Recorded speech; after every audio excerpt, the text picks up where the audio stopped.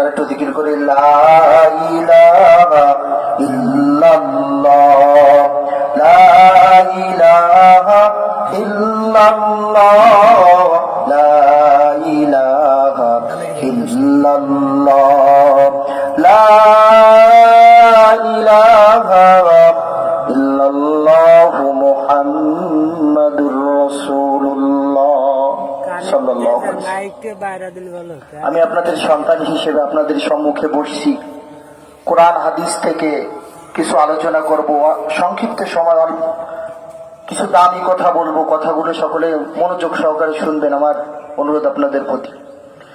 নাহমাদুহু ওয়া নাস্তাঈনুহু ওয়া নাস্তাগফিরুহু ওয়া নাউযু বিল্লাহি মিন শুরুরি আনফুসিনা মান ইয়াহদিহিল্লাহু ফালা মুদিল্লা লাহু ওয়া মান ইউদ্লিলহু ফালা হাদিয়া লাহু ওয়া নাশহাদু আন্না সাইয়্যিদানা ওয়া সানাদানা ওয়া হাবিবানা ওয়া মাওলানা মুহাম্মাদান আবদুল্লাহি ওয়া রাসূলুহু ওয়া ক্বালা তাআলা ফি শানি হাবিবিহি সাল্লাল্লাহু আলাইহি ওয়া আলিহি বাল্লিগু আন্নি ওয়ালাউ আয়া। قال النبي عليه الصلاة والسلام أعوذ بالله من الشيطان الرجيم بسم الله الرحمن الرحيم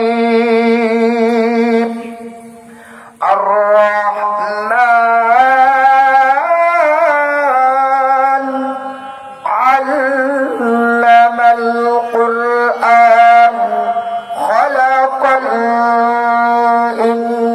الإنسان صدق الله المولانا العظيم وصدق رسوله النبي الأمي الكريم ونحن على ذلك من الشاهدين والشاكرين والذاكرين والحمد لله رب العالمين। আলহামদুলিল্লাহ, আল্লাহ তাআলা আমাদেরকে সালাতুল আসরের 4 রাকাত ফরজ নামাজ পড়ার পরে রব্বুল আলামিন দুনিয়ার ভিতর অসংখ্য বান্দা বান্দির ভিতর থেকে যাচাই বাছাই করে আমাদিহকে কিছু মানুষকে কোরআনের মজমায় কোরআনের বাগানে কবুল করছে। জন্য সকলের জন্য সেটা শুকরিয়া আদায় করি আলহামদুলিল্লাহ। আল্লাহ পাক রব্বুল আলামিন যাকে মোহাব্বত করে, যাকে ভালোবাসে, তাকেই দিনের কাজে কবুল করে। দিনের কাজ কিরকম? এখানে আল্লাহ তাআলার বরত্বের কথা আলোচনা করা হচ্ছে, রাসূল করিম সাল্লাল্লাহু আলাইহি সাল্লামের হাদিস থেকে আলোচনা করা হচ্ছে। এইটা একটা দ্বীনি মজমা। মুরব্বির নাম কি? মোমলেশ সাহেবের বাড়িতে উক্ত মাহফিল আল্লাহ রাব্বুল আলামিন আমাদেরকে বসার তৌফিক দান করেছেন। বড়বাড়িয়া চর কর্তৃক আয়োজিত, সকলকে আল্লাহ তাআলা কবুল করছে। উক্ত মাহফিলে যে সমস্ত ওলামায়ে হযরত এখানে আসবেন, কোরআন থেকে তাফসীর করবে, কোরআন থেকে আলোচনা করবে, সকলের প্রতি আমার অন্তরের অন্তর থেকে জানাচ্ছি মোবারকবাদ। আল্লাহ রাব্বুল আলামিন প্রত্যেককে সুস্থভাবে সহি সালামত আমাদের মাঝে পৌঁছে দিন, সবাই বলে আমিন। পর্দার আড়ালে অবস্থানরত হয়েছেন মা ও বোনেরা, আমার সামনে বাংলার দূর দূরান্ত থেকে ছুটে আসা ইসলাম প্রিয়, কোরআন প্রিয়, মাহফিল প্রিয় দ্বীনি ভাই সাহেব, সকলের প্রতি আমার সালাম। আসসালামু আলাইকুম ওয়া রাহমাতুল্লাহ। আপনারা সকলে ভালো আছেন? আলহামদুলিল্লাহ, আল্লাহ তাআলা আমাকেও ভালো রাখছে। আল্লাহ পাক রব্বুল আলামিন শুধু ভালো রাখে নাই, সুস্থ রাখছে, মহাব্বত করছে। এরপরে আমার মতো একটা নালায়েককে, আমার মতো একটা গোলামকে তার কোরআনের বাগানে কবুল করছে, কোরআন বলা, কোরআন থেকে তেলাওয়াত করার তৌফিক দিয়েছে। এই শুকরিয়াটুকু যদি আদায় করে, কিয়ামত পর্যন্ত যদি আদায় করে, এতটুকু শুকরিয়া বুঝি মালিকের দরবারে আদায় করলে শেষ হবে না। এই কথা কেন বললাম? আপনি এমন অবস্থায় চিতলমারি হসপিটালে যাবেন, চিতলমারি হসপিটালে যাইয়া দেখবেন আল্লাহ রাব্বুল আলামিন একটা বান্দাকে এমন ভাবে হসপিটালের বিছানায় শোয়া রাখছে,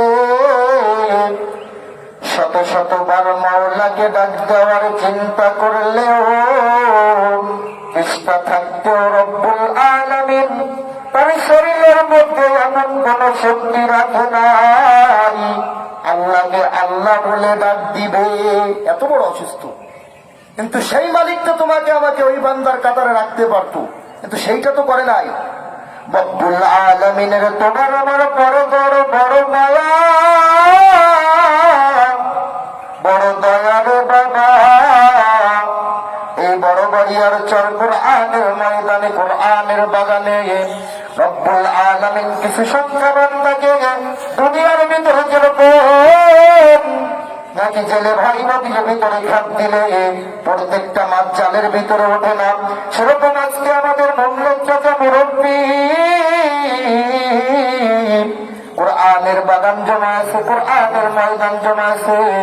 আল্লাহ রাব্বুল আলামিন আমাদের কিছু মানুষকে কুদরতি হাতে জাল ধরা খাপ দিয়ে তারা বাগানে করেছে। সুবহানাল্লাহ।